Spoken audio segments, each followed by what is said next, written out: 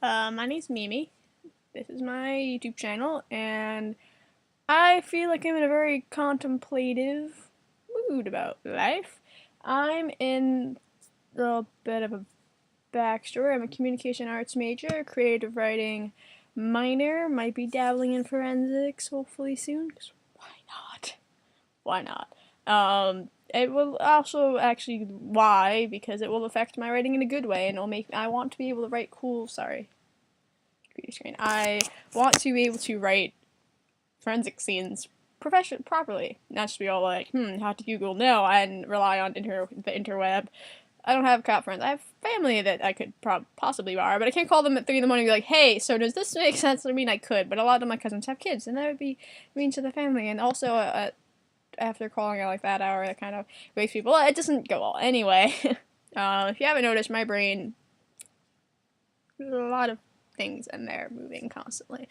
Yes, because yes, a lot of things going on in my brain. Anyway, I'm a communication arts major, and I'm in this class called interpersonal communication, and I'm now at this stage of my college career, academic stage in life, where I'm finally getting classes that are really making me think. Not that my classes in my freshman year didn't make me think. I had a lot of fun theater classes and writing classes, and basic communication arts classes. Communication arts is this thing where, depending on how you can use it in a business aspect. It's not just talking about talking. It is, well, in interpersonal, we're understanding why things are the way we are. Example, in the chapter I'm reading right now, it's managing conflict, and it's getting into why arguments really happen, the types of relationships that cause certain types of arguments, etc., etc. We also learn about emotions and persuasion and things like that. But communication arts, in my aspect, is,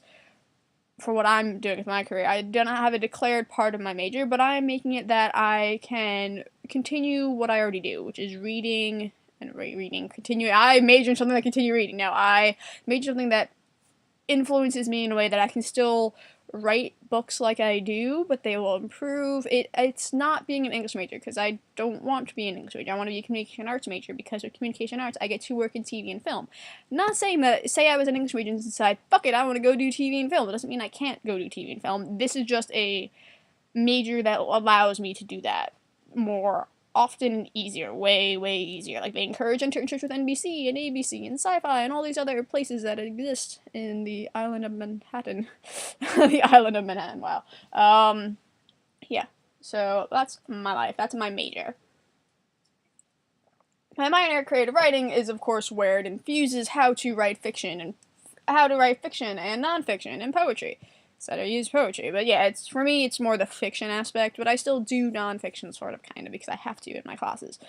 But I'm at this stage, and now I'm doing this thing called video workshop, when I actually get to take out a camera and film things, and I filmed a commercial recently for a product that I made up for our class, because you had to do that. And then, like, beforehand, we filmed a how-to video, and it was like how to survive a horror movie, and like, it's fun. It's like doing the classes I wish I could have taken in my freshman year that I couldn't until I was a sophomore, which kind of sucks, but that's another thing for another time in another place. But that's where I am academically, and it's amazing. I'm finally really learning stuff, like stuff that I know I'm using. It's reiterating things that I learned when I was an intern and was a production assistant and things like that, and that is so cool, and I'm so excited. Therefore, I feel like I should share it with the world.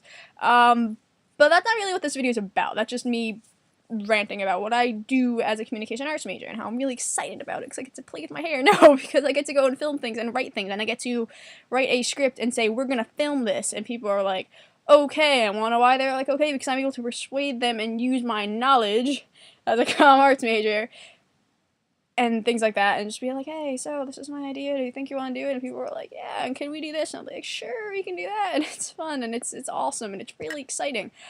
But that's also not what this is about.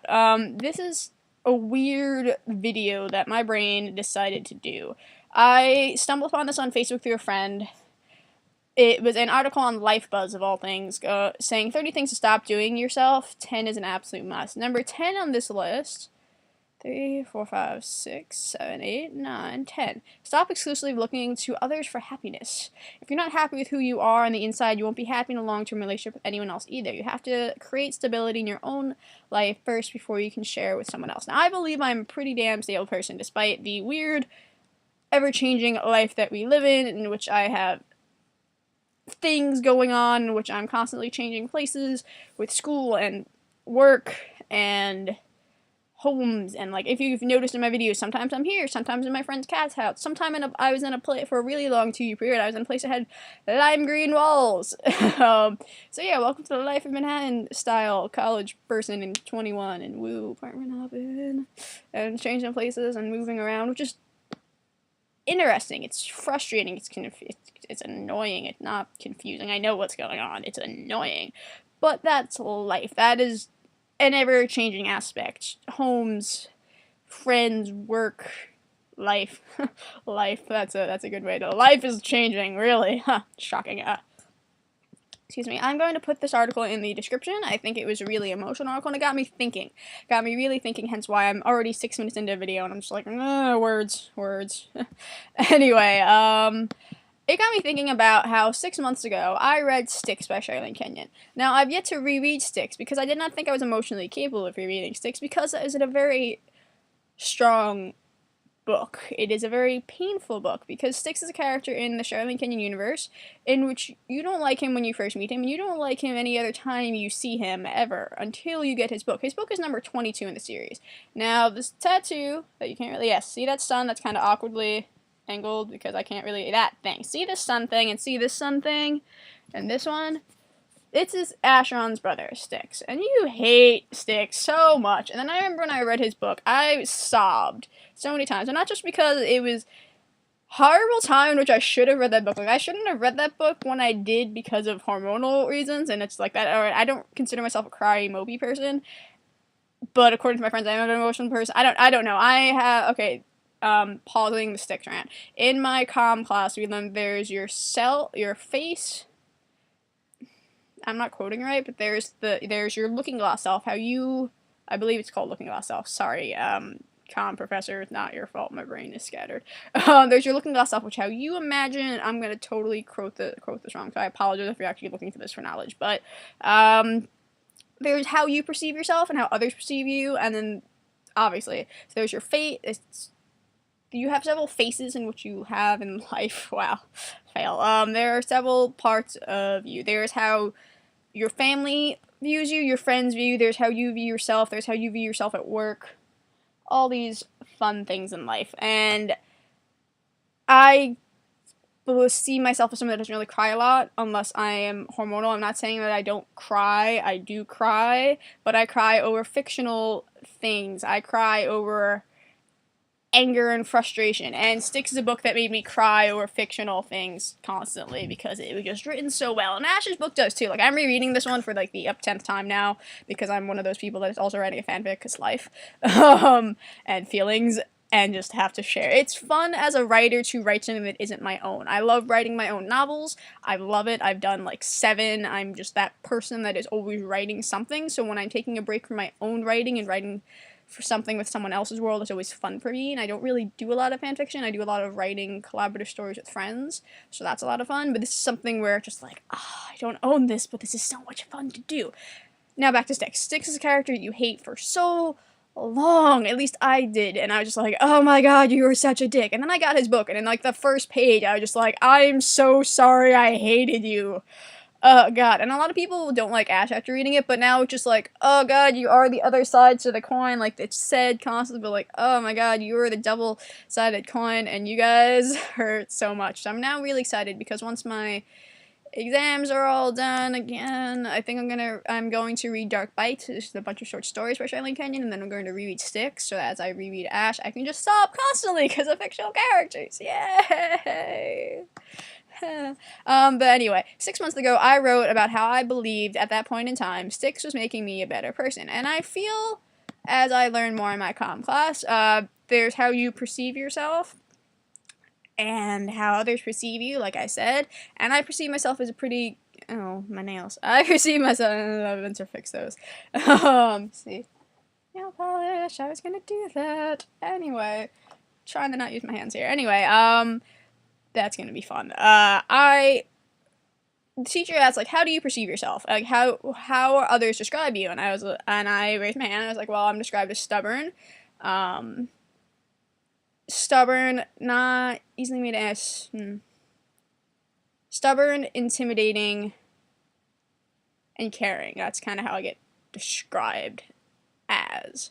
Now, if you ask some of my friends, a lot of them say, you're so cute, you're adorable, because I wear black all the time. If you haven't noticed, I rarely wear color.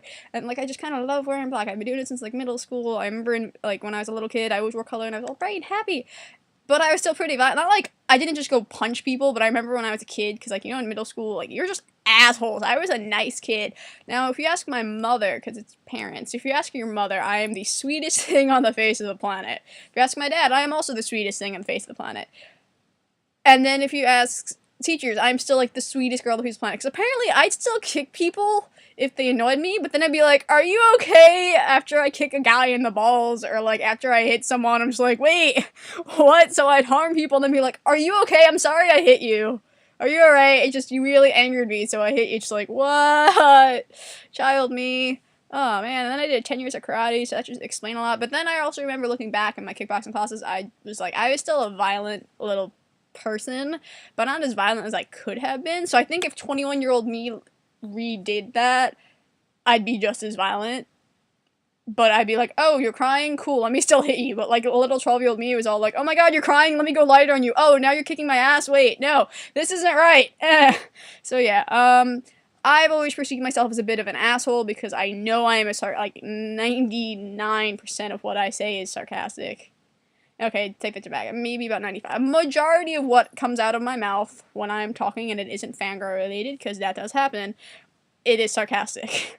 I grew up in a very sarcastic household, therefore I am a very sarcastic individual. Really sarcastic. I am also very blunt. Sometimes I try not to be. I try not to be very blunt because I know I can be. When I am blunt, it's usually there's moments where I shouldn't be that blunt, but I am. Like, I'm horrible at funerals. I laugh when people cry. Like, I'm one of those people. So because of that comment coming out, people perceive me very differently. I have also been described as that person that is very intimidating when you first see me because I'm very, hey, oh my god, you're so cool, and, like, I'm very talkative, and I talk way fast, if you haven't noticed in this 12-minute video, 12-minute, like, 30-something second video. I talk very fast for most New Yorkers, and that is always a thing that throws a lot of people off. But once you adjust, it usually takes, like, 2 months. Like, once you're a couple days, I don't know, if you spend, depending on how much time you spend with me, you adjust to the fast talking. The cursing doesn't really throw people off. They're just like, oh, you curse. Okay. It bothers me. I'm trying to not curse as much. I'm trying to find other words to say instead of just fuck. And now that it's not the only thing I say, but I feel like I should get other words next to just angrily saying fuck, or shit, or damn. And I will. But, anyway. Once you adjust to that, either you're used to me from the start, or it takes a little bit, because I believe, and apparently to others, I am a somewhat overwhelming force. I am still one of the kindest people you meet, apparently, but I'm also the scariest person you will meet, because I like to also apparently say, usually when you first meet me, I like knives, and, like, I say those things you usually don't say until you've met someone more than just once, and, like, somehow weapons always come up into a conversation. Somehow, probably because I'm wearing supernatural religion, and, like, sometimes they're like, oh, what's that? I'm like, oh, supernatural, show about, like, people that hunt demons, and, like, fight demons and save the world, and, like, cutesy things, but, like, cutesy things. I say things like that, and they're like, oh, and then somehow a knife always pops up, and I'm like, oh yeah, I own, like, 4. And I'm like, yeah, I own a switchblade, I own this one, I own that one, and people buy me knives, and it's just like, that always makes people go, oh god, and that scares people. But they also like it, so I find this all very entertaining, that, like, I consider myself a very good person. I know I'm a kind person. I know I'm also a very cruel person. I am a human being, and I am a constantly changing mixed emotion person. Now, the sticks thing was how I said, there's a good quote, there's a line on page 480, now I haven't read it in a while.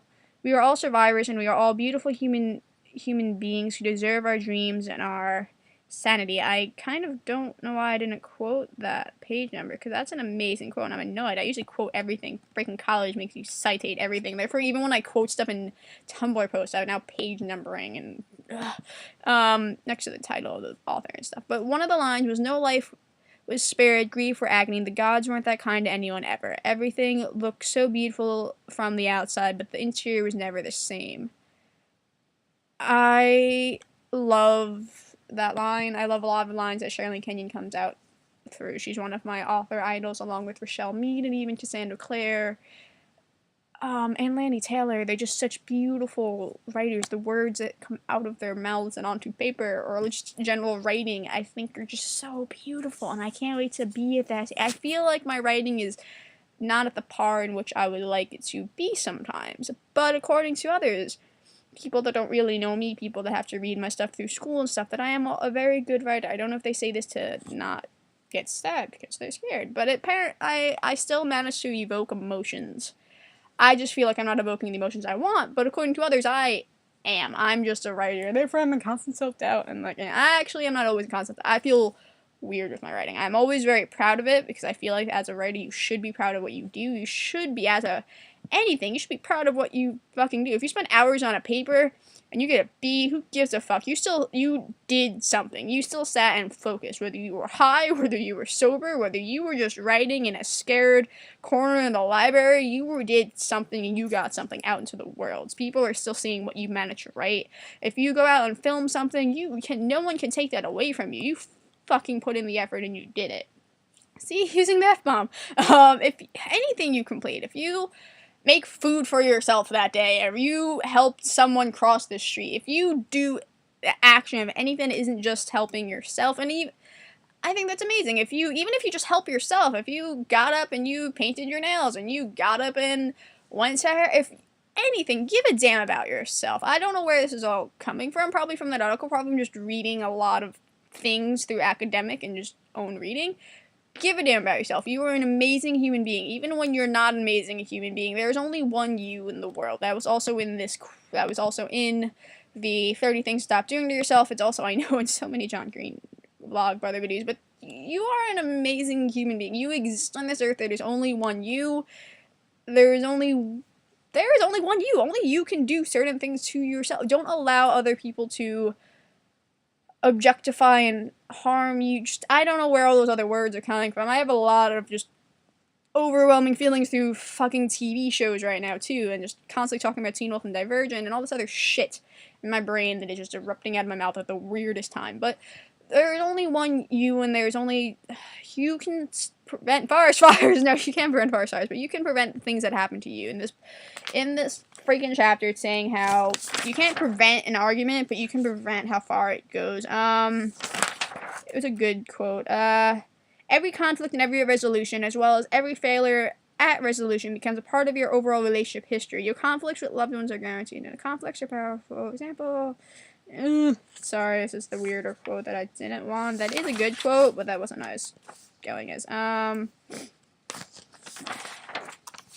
you can prevent argument. Obviously, you can prevent arguments, but there's always a build-up.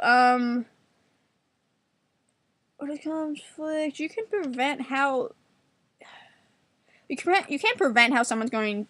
You can't perceive how someone's going to understand something in an argument. I don't know where this. Oh wait, because it's right next to me and it's in my eyes peripheral vision. That's why I'm talking about it again. But in the managing conflict, you can't prevent how someone's going to react to what you can't understand how someone's going to react to what you say, but you can prevent how you can still fix an argument. There are some things you say in anger that you can never take back. It's just expressing in anger.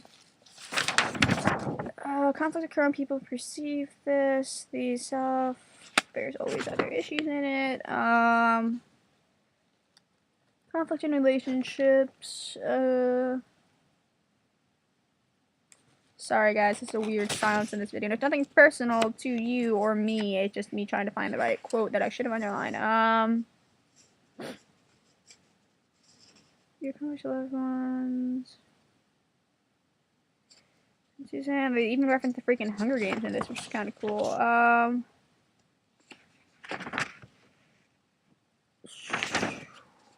power doesn't reside. I also really thought this was a good quote in this passage. I'm a quote person. Power doesn't reside within people. Instead, it is granted by individuals or groups who allow another person or group to exert influence over them. I believe I'm a pretty powerful individual. I know I'm someone people come to when they don't like what's going on in life. I'm one of those friends I am relying. I've also offered to self-harm the other person that caused pain, but I am the person that gives decent advice, I guess. I am a good listener, I think, sort of. I believe I am a good listener. I give pretty decent advice. I felt like this needed to be shared as I contemplate life as I go into the next 8 weeks of the rest of my sophomore year of college. So yeah, thank you for watching this if you do. This is really, really long.